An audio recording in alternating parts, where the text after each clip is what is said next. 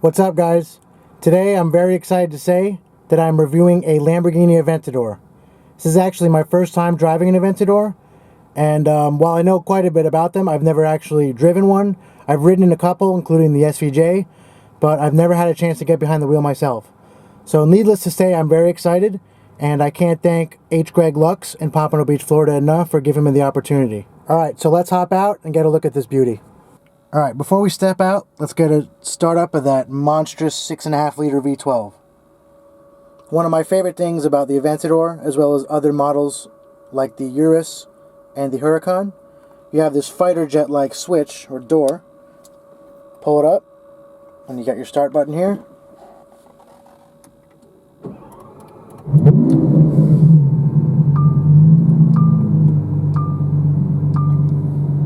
Just like that. She comes to life. Alright, let's turn it off and step outside and check it out. Got the door handles down here.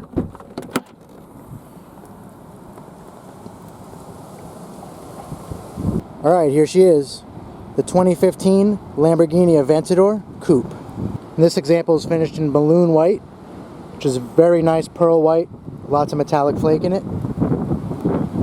Pearl looks really nice. And as you can see, these aftermarket wheels here with the carbon end plates just bolted right on, looks great. You've got the Vorsteiner front chin spoiler, as well as all the carbon fiber. Pretty much everywhere you look, there's just carbon fiber add-ons. Got here on the engine intakes. We've got that lovely Vorsteiner rear wing. And once again, thank you to H. Greg Lux in Pompano Beach, Florida, for letting me take this monster out and give it a review. So this variant of the Aventador is the LP 700-4. LP meaning the way that the engine is positioned in the car. Longitudinal posteriori. 700 is the horsepower, or crank horsepower. Makes 691, but they just rounded it up. And makes 508 torque as well from the naturally aspirated 6.5 liter V12. And the dash 4 means that it's all-wheel drive. So it's got full-time all-wheel drive with a fixed torque split. Makes use of that 691 horsepower very nicely. And I've always loved the lights on these cars. Not only do they look very aggressive and they got their black housings, but they've got the separate LED turn signals here, as well as these light tubes that serve as the daytime running lights, and then bi-xenon projectors. And you have the headlight washer right here that pops out of this little housing. We'll turn on those in a second so you guys can see them. As well as the taillights.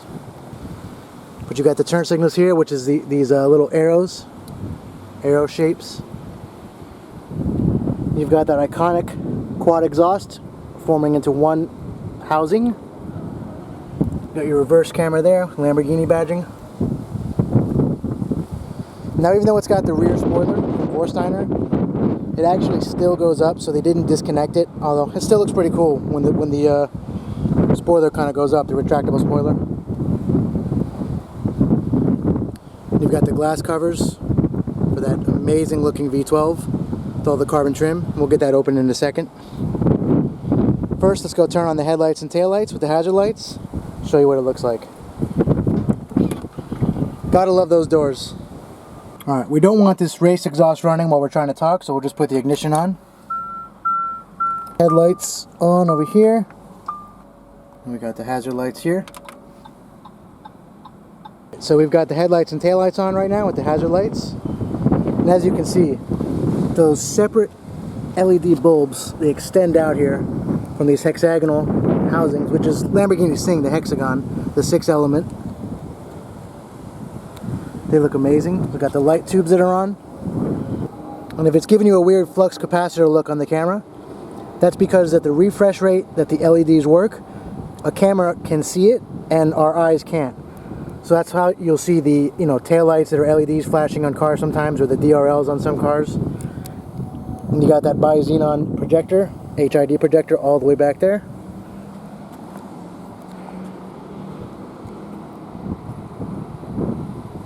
Alright, let's go check out the taillights. So you see those arrow stick looking shapes lighting up. Very cool.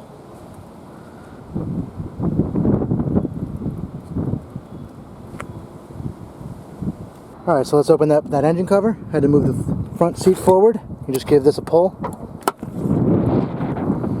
It opens up the rear bonnet. As you can see, you've got that amazing Öhlins cantilever suspension. You got the carbon valve cover there. And being a mid-engine, the engine is obviously way up ahead in front of the rear axle. And there's still a lot of car behind it. It's definitely a big car, wide and long. And it's not light either. It's right around 4,000 pounds. Although the race exhaust probably lightens it up a little bit, but still it's not a light car. What I love about all Lamborghini models, pretty much ever since the 60s and 70s, you can see their firing order here on the intake manifold. It's a really nice touch. And it's funny because the way that their engines sit, the strut bar or brace that goes across is not completely centered.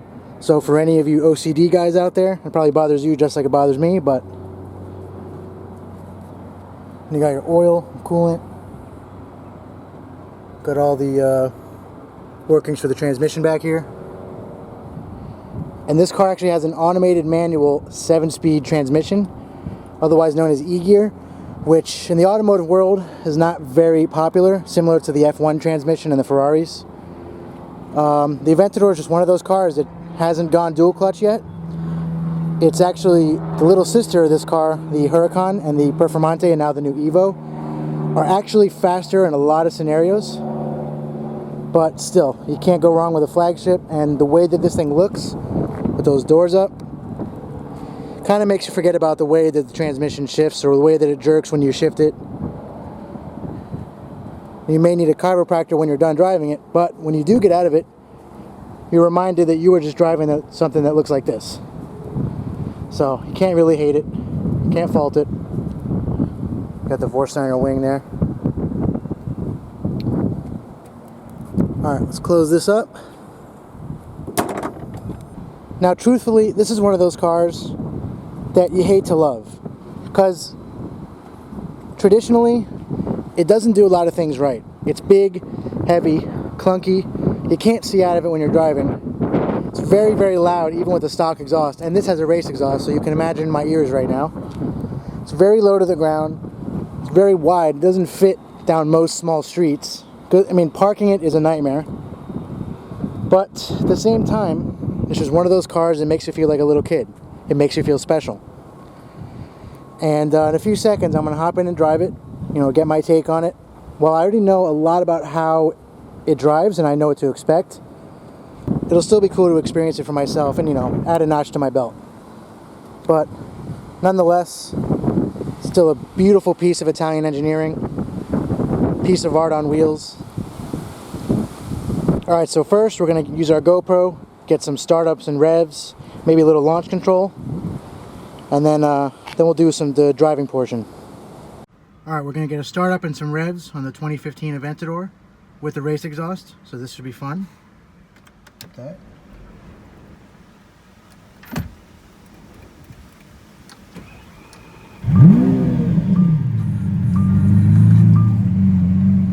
Put it to Corsa.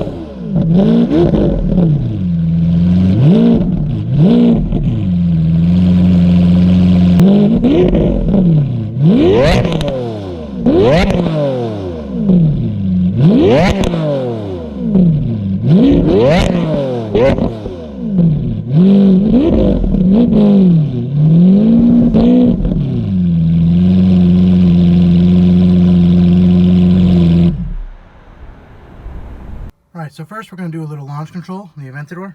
Got a nice stretch here.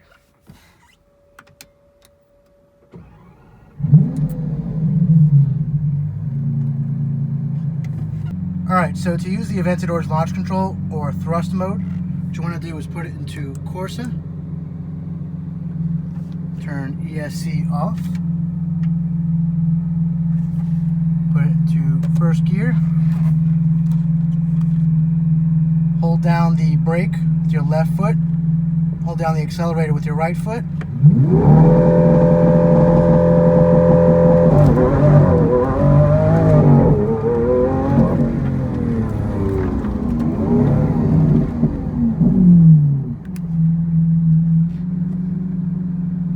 Alright, so now let's make sure that the GoPro is still there and it didn't go flying. Alright, it is still there. It survived. Now let's go out for a little drive.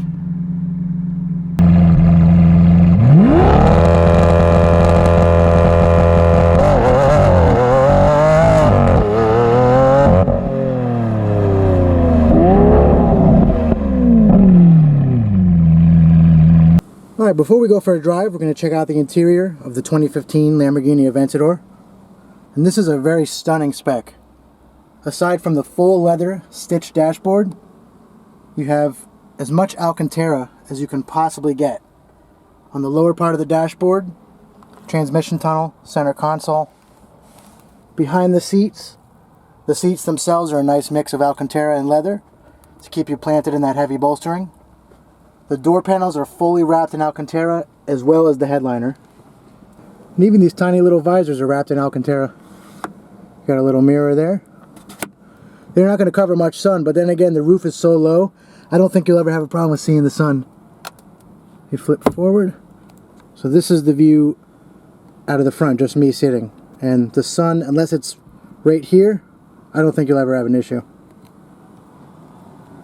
Got all the Alcantara out here on the butterfly doors. Very wide door sills. Getting in and out of this car is not fun. Have this little extra window over here. Technically an A and a small B pillar. Then you have your C, and I guess there's a D pillar too. So since 2012, really nothing has changed here. Maybe a few extra add-ons here and there, but this vehicle has a front lift. You have your power window switches, traction control, hazard lights, parking sensors, start-stop, which has got to be fun in traffic with this big V12. Passenger side window, volume controls, your Strada, Sport, and Corsa. Strada is for, more street, comfort, economy driving, if you can even say that with an Aventador. Sport is still in automatic mode, but you can, even though you can shift yourself, it just, shifts a little quicker, keeps the RPMs up. And then Corsa, which I prefer to be in all the time, is the full race mode. So you're in full manual mode with the transmission, the E-gear. Shifts come up very quickly, and the RPMs stay up as long as possible before you absolutely have to shift. You've got your navigation button, info, car settings, setup. Very similar to Audi's MMI system.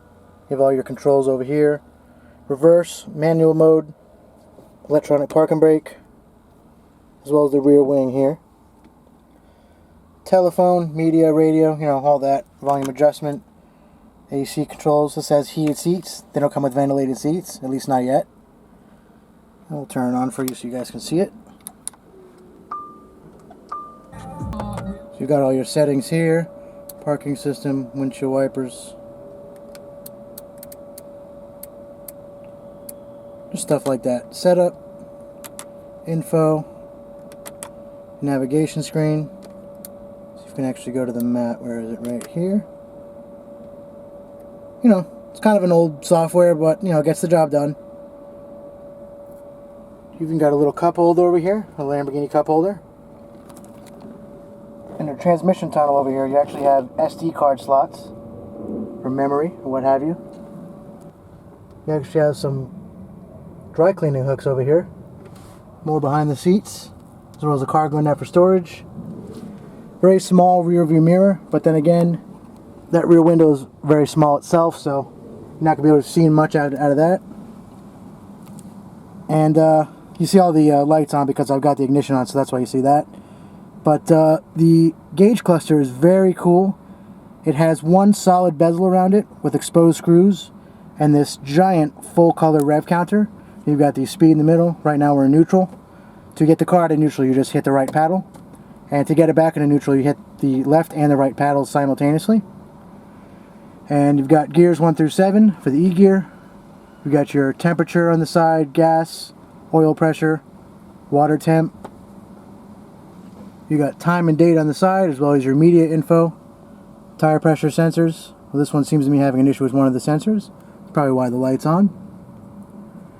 And visibility is honestly not the best. This is a very long and wide car, and you're basically sitting in the middle of it. And there's a lot of car in front of us. So you've got that little window there, which the Italians thought would be good for visibility, but in reality is it doesn't really do much. And you see the side mirrors here. The hips on the car are so wide, they actually take up about a third of the mirror. So, you know, it takes some getting used to, but honestly, it's not that intimidating to drive once you get used to it.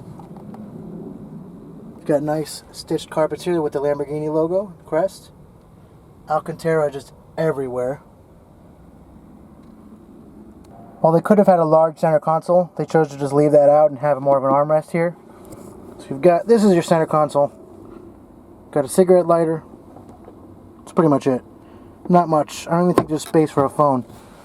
But like I said, this car is not about practicality. That is the last thing that it's about.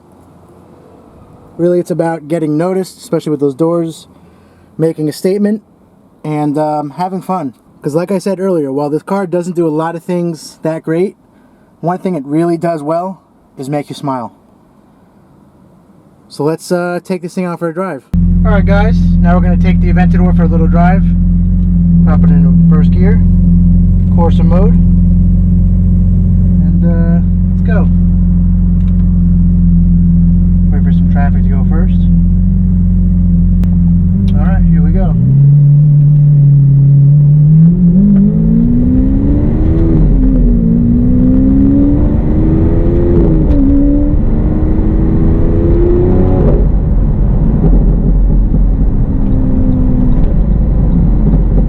Pops and crackles you get from that race exhaust are honestly breathtaking.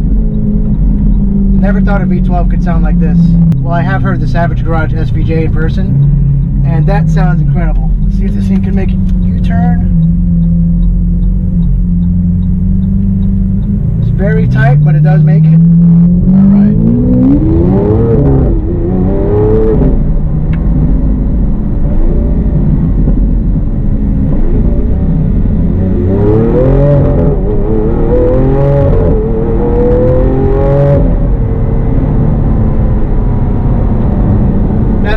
Transmission is a real handful.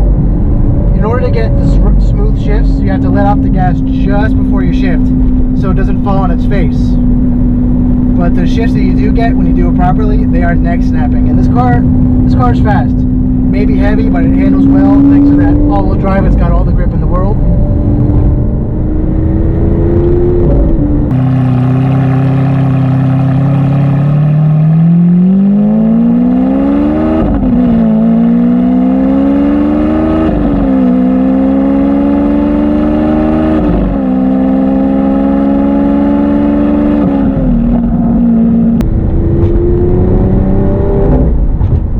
Sorry I'm not talking much, I'm kind of speechless. This has been a dream of mine for years, to be able to drive an Aventador, and right now I'm living that dream. You get crackles with every downshift, it's absolutely amazing. And you can see the rear spoiler in the back going up.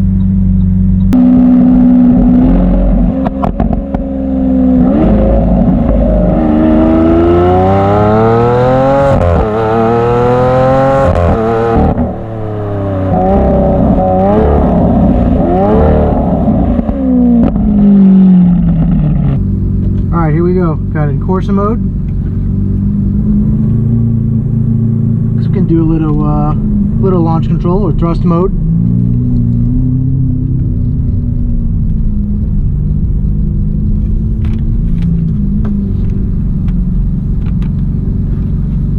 It says thrust mode possible. Here we go.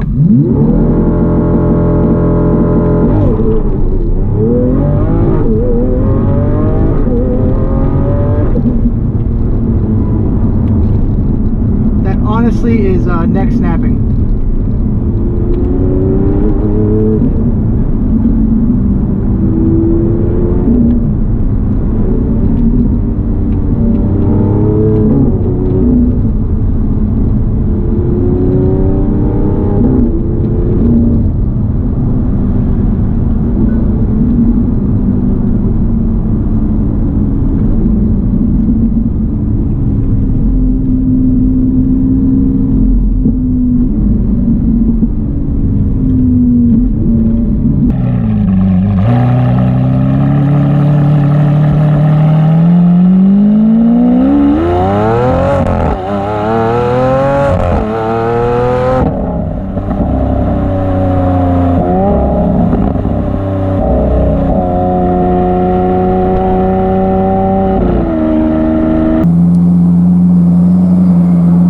Let's see how the GoPro did.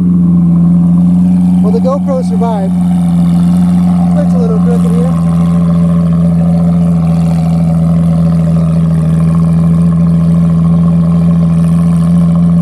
Alright guys, well that should do it for this review of the 2015 Lamborghini Aventador.